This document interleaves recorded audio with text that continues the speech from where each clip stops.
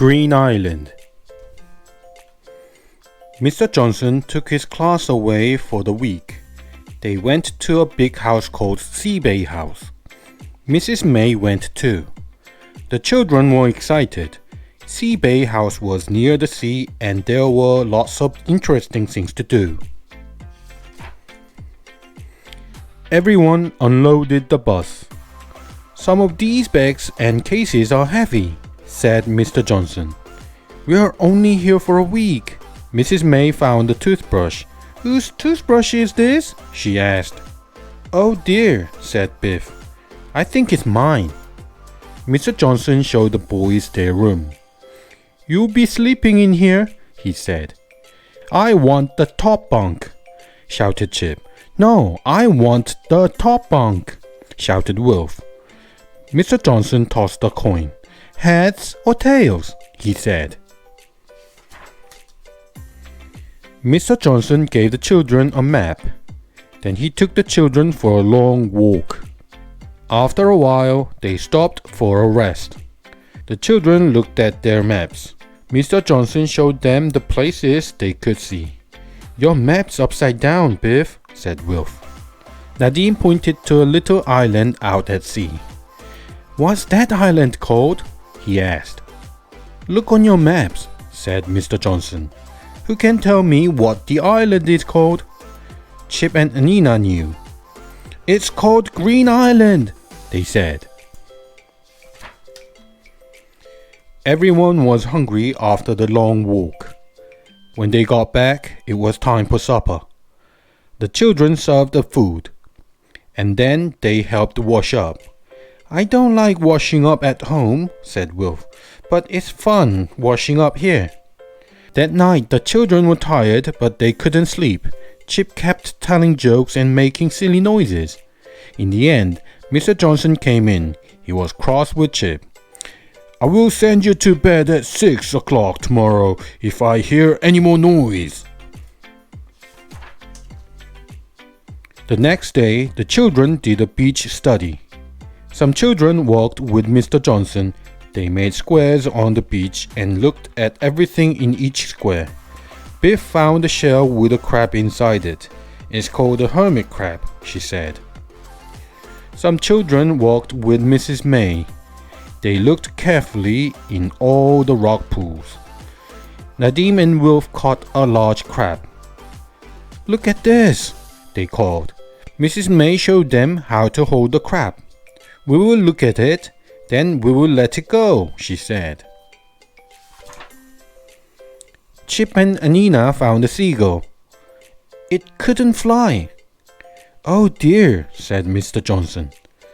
"It can't fly because it has oil on its feathers. Oil is hard to get off. So be careful, everyone. Mind you don't get oil on you." "How do you get the oil off the seagull?" asked Chip. Mr. Johnson took the children to see Mrs. Honey. "If anyone can help the seagull, Mrs. Honey can," said Mr. Johnson. "This poor old girl needs a clean," said Mrs. Honey. She looked at Anina and Chip. "And so do you," she said. "Oil is terrible stuff," said Mrs. Honey. "You can see what it does to animals and birds if it spills into the sea." "It is terrible," said Mrs. May. "I'm having trouble getting it off Chip and Anina." "I feel really sorry for the seagull," said Chip. "What will happen to the seagull?" asked Wolf. "Its feathers will be damaged," said Mrs. Honey. "So first we will clean the oil off, then we will look after it for a week or two. And its feathers have to get better, then we will let it go." Mrs. Honey looked after all kinds of animals. She showed the children an otter. Then she gave it some fish. "She's a sea otter," she said. "I call her Fiona. She was hurt by a boat. Now she's better. I'm going to let her go." "Sea otters live on Green Island," said Mrs. Honey. "If you like, you can come to the island with me and watch me let Fiona go. Mrs. Honey had a boat. There's a room for everyone, she said. If we're lucky, we may see some more sea otters. The children went across to Green Island in the boat. Mrs. Honey stopped a little way from the island. The children looked carefully. Suddenly, Nina pointed to some rocks. I can see another otter, she said. Look, everyone. There aren't many sea otters left, said Mrs. May. So that was a wonderful thing to see. Mrs. Honey let Fiona go. The otter dived into the sea and swam towards the rocks. Will Fiona be all right now? Asked Wilf. I hope so, said Mrs. Honey. Mrs. Honey took the boat to the other side of the island. You can get out and explore, she said. If you keep quiet, you will see all kinds of interesting seabirds. The children jumped out of the boat and went to look around the island. The children saw a small cave. They ran to see it. I wonder if it has treasure in it, called Wilf. Maybe it's a secret tunnel, said Nadim. Maybe it leads to a secret computer base. But when they got to the cave, they found something else. In the cave were some drums. I don't like the look of this, said Mrs. Honey. These drums have been dumped on Green Island. They are full of toxic waste. Keep away from them, everyone, said Mr. Johnson. Why would anyone want to dump them here? Asked Biff. It's hard to get rid of toxic waste, said Mrs. May. It costs a lot of money to do it safely, so people dump it. We should tell the police, said Mr. Johnson. These drums can't stay here, said Mrs. Honey. They could do a lot of harm to the wildlife. Suddenly, Chip and Wilf ran up to Mr. Johnson. There's a boat coming to the island, said Chip. There are 4 people in it. I don't like the sound of this, said Mr. Johnson. Keep out of sight, everyone, said Mrs. Honey. I want to see what these people are doing. The boat stopped at the island and 4 people got out. They lifted some drums out of the boat and began to carry them towards the cave. They're dumping more waste on the island, said Mrs. Honey. I want everyone to run back to my boat. Don't make a sound. I have an idea. The children did what Mrs. Honey told them. They ran to the boat with Mrs. May and climbed in. I hope the boat will start, said Mrs. May. If it doesn't, I don't know what we shall do. Do you think those people are dangerous? Asked Chip. Wilf and Chip pushed the boat out with the oars, and Mrs. May started the engine. So far so good, said Mrs. May. Let's hope Mrs. Honey's idea works.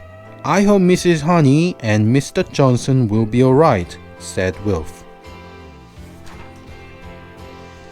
Mrs. Honey's idea worked. She and Mr. Johnson had taken the other boat.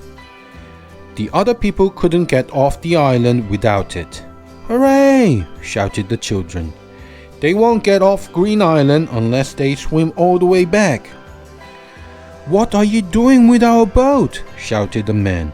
Bring it back. I will get the police to bring it back, shouted Mrs. Honey. You can tell them why you have dumped toxic waste on Green Island. Ah, said the man. The police took the people off the island.